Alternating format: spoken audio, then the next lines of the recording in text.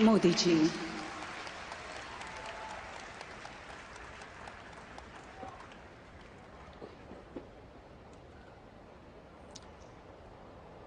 अमृता अस्पताल के रूप में हम सभी को आशीर्वाद दे रही मां अमृतानंदमयी जी को मैं प्रणाम करता हूं। स्वामी आत्मा स्वरूपानंदपुरी जी, हरियाणा के राज्यपाल श्री बंडारू दत्तात्रेय जी, मुख्यमंत्री श्री मनोहर लाल जी,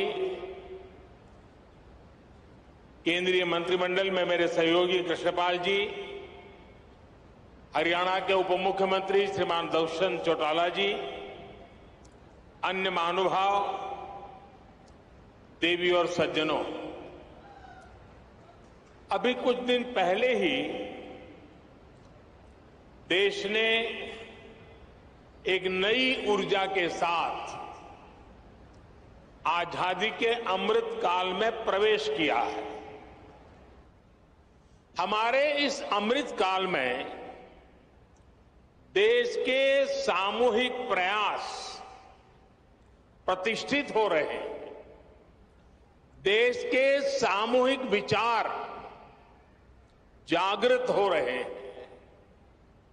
मुझे खुशी है कि अमृत काल की इस प्रथम बेला में मां अमृतानंदमयी के आशीर्वाद का अमृत भी देश को मिल रहा है। अमृता अस्पताल के रूप में फरीदाबाद में आरोग्य का इतना बड़ा संस्थान प्रतिष्ठित हो रहा है। ये अस्पताल बिल्डिंग के हिसाब से, टेक्नोलॉजी से जितना आधुनिक है, सेवा, संवेदना और आध्यात्मिक चेतना के हिसाब से भी उतना ही अलौकिक है। आधुनिकता और आध्यात्मिकता, इसका ये समागम गरीब और मध्यम वर्ग के परिवारों की सेवा का उनके लिए सुलभ, प्रभावी इलाज का माध्यम बनेगा। मैं इस अभिनव कार्य के लिए, सेवा के इतने बड़े महायज्ञ के लिए पूज्य अम्मा का हृदय से आभार व्यक्त करता हूं।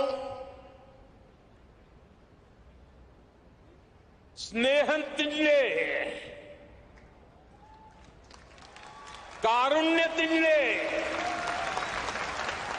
सेवन तिजले, त्याग तिंडे,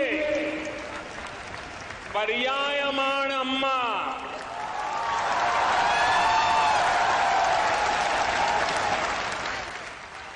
माता अमृतानंदमयी देवी भारतंडे दे महत्ताय आध्यात्मिक परंपरा तिंडे नेरवकाशियाण।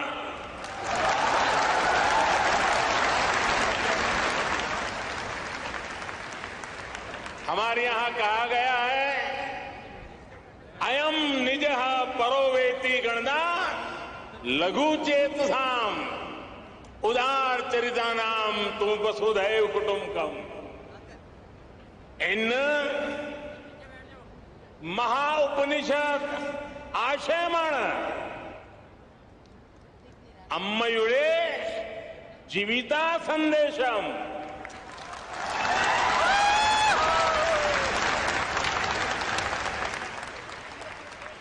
अर्थात अम्मा प्रेम, करुणा, सेवा और त्याग की प्रतिमूर्ति है।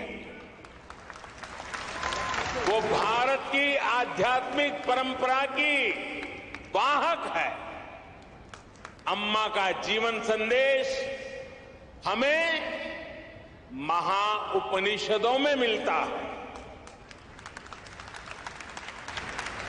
मैं मठ से जुड़े संत जनों को, ट्रस्ट से जुड़े सभी महानुभावों को, सभी डॉक्टर्स और दूसरे कर्मचारी बंधु भगिनियों को भी आज इस पवित्र अवसर पर बहुत बहुत शुभकामनाएं देता हूं।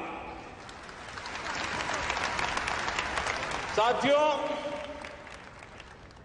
हम बार बार सुनते आए हैं, न त्वम हम कामये राज्यम न च स्वर्ग सुखानि च कामये दुक्तप्ता नाम प्राणी नाम आर्तिनाशनम। अर्थात न हमें राज्य की कामना है, न स्वर्ग के सुख की इच्छा है। हमारी कामना है कि हमें बस दुखियों की, रोगियों की पीड़ा दूर करने का सौभाग्य मिलता रहे। जिस समाज का विचार ऐसा हो, जिसका संस्कार ऐसा हो, वहां सेवा और चिकित्सा समाज की चेतना ही बन जाती है। इसलिए भारत एक ऐसा राष्ट्र है जहां इलाज एक सेवा है, आरोग्य एक दान है। जहां आरोग्य, आध्यात्म दोनों एक दूसरे से जुड़े हुए हैं। हमारे यहां आयुर्विज्ञान एक वेद है। हमने हमारी मेडिकल साइंस को भी आयुर्वेद का नाम दिया है। हमने आयुर्वेद के सबसे महान विद्वानों को, सबसे महान वैज्ञानिकों को ऋषि और महर्षि का दर्जा दिया। उनमें अपनी पारमार्थिक आस्था व्यक्त की। महर्षि चरक, महर्षि सुश्रुत, महर्षि वाग्भट, ऐसे कितने ही उदाहरण हैं जिनका ज्ञान और स्थान आज भारतीय मानस में अमर हो चुका है। भाई और बहनों, भारत ने अपने इस संस्कार और सोच को सदियों की गुलामी और अंधकार में भी कहीं कभी लुप्त नहीं होने दिया, उसे सहज करके रखा। आज देश में हमारी वो आध्यात्मिक सामर्थ्य एक बार फिर सशक्त हो रहा। हमारे आदर्शों की ऊर्जा एक बार फिर बलवती हो रही है। पूज्य अम्मा भारत के इस पुनर्जागरण का एक महत्वपूर्ण वाहक के रूप में देश और दुनिया अनुभव कर रहा है। उनके संकल्प और प्रकल्प सेवा के इतने विशाल अधिष्ठानों के रूप में आज हमारे सामने समाज जीवन से जुड़े ऐसे जितने भी क्षेत्र हैं, पूज्य अम्मा का वात्सल्य, उनकी करुणा हमें हर जगह दिखाई पड़ती है। उनका मठ आज हजारों बच्चों को स्कॉलरशिप दे रहा है, लाखों महिलाओं को स्वयं सहायता समूहों के जरिए सशक्त कर रहा है। आपने स्वच्छ भारत अभियान में भी देश के लिए अभूतपूर्व योगदान दिया है। स्वच्छ भारत कोष में आपके द्वारा दिए गए बहुमूल्य योगदान के कारण गंगा किनारे बसे उस इलाकों में काफी काम हुआ। इससे नमामि गंगे अभियान को भी काफी मदद मिली। पूज्य अम्मा, उनके प्रति विश्व का श्रद्धाभाव है। लेकिन मैं एक भाग्यवान व्यक्ति हूं, पिछले कितने ही दशकों से पूज्य अम्मा का स्नेह, पूज्य अम्मा का आशीर्वाद मुझे अविरत मिलता रहा है। मैंने उनके सरल मन और मातृभूमि के प्रति विशाल विजन को महसूस किया है, और इसलिए मैं कह सकता हूं कि जिस देश में ऐसी उदार और समर्पित आध्यात्मिक सत्ता हो, उसका उत्कर्ष और उत्थान सुनिश्चित है। साथियों, हमारे धार्मिक और सामाजिक संस्थानों द्वारा शिक्षा, चिकित्सा से जुड़ी जिम्मेदारियों के निर्वहन की यह व्यवस्था एक तरह से पुराने समय का पीपीपी मॉडल ही है। इसे पब्लिक प्राइवेट पार्टनरशिप तो कहते ही हैं, लेकिन मैं इसे परस्पर प्रयास के तौर पर भी देखता हूं। राज्य अपने स्तर से व्यवस्था खड़ी करते थे, बड़े बड़े विश्वविद्यालयों के निर्माण की में भूमिका निभाते थे, लेकिन साथ ही धार्मिक संस्थान भी इसका एक महत्वपूर्ण केंद्र होते थे। आज देश भी ये कोशिश कर रहा है कि सरकारें पूरी निष्ठा और ईमानदारी से मिशन मोड में देश के स्वास्थ्य और शिक्षा क्षेत्र का कायाकल्प करें। इसके लिए सामाजिक संस्थाओं को भी प्रोत्साहन दिया जा रहा है। प्राइवेट सेक्टर के साथ पार्टनरशिप करके प्रभावी पीपीपी मॉडल तैयार हो रहा है। मैं इस मंच से आह्वान करता हूं, अमृता हॉस्पिटल का यह प्रकल्प देश के दूसरे सभी संस्थाओं के लिए भी एक आदर्श बनेगा, आदर्श बन के उभरेगा। हमारे कई दूसरे धार्मिक संस्थान इस तरह के इंस्टीट्यूट चला भी रहे, कई संकल्पों पर काम कर रहे हैं। हमारे प्राइवेट सेक्टर पीपीपी मॉडल के साथ साथ स्पिरिचुअल प्राइवेट पार्टनरशिप की वो भी आगे बढ़ा सकते हैं। ऐसी संस्थाओं का संसाधन उपलब्ध करवाकर उनकी मदद कर सकते हैं। साथियों, समाज के हर वर्ग, हर संस्था, हर सेक्टर के प्रयास का नतीजा होता है। ये हमने कोरोना के इस काल में भी देखा है। इसमें भी जो स्पिरिचुअल प्राइवेट पार्टनरशिप रही है, आज उसका मैं विशेष रूप से जिक्र करूंगा।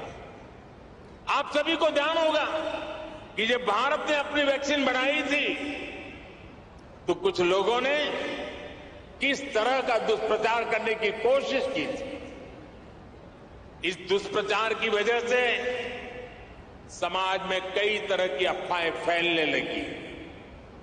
लेकिन जब समाज के धर्मगुरु, आध्यात्मिक गुरु एक साथ आए, उन्होंने लोगों को अफवाहों पर ध्यान न देने को कहा और उसका तुरंत असर भी हुआ।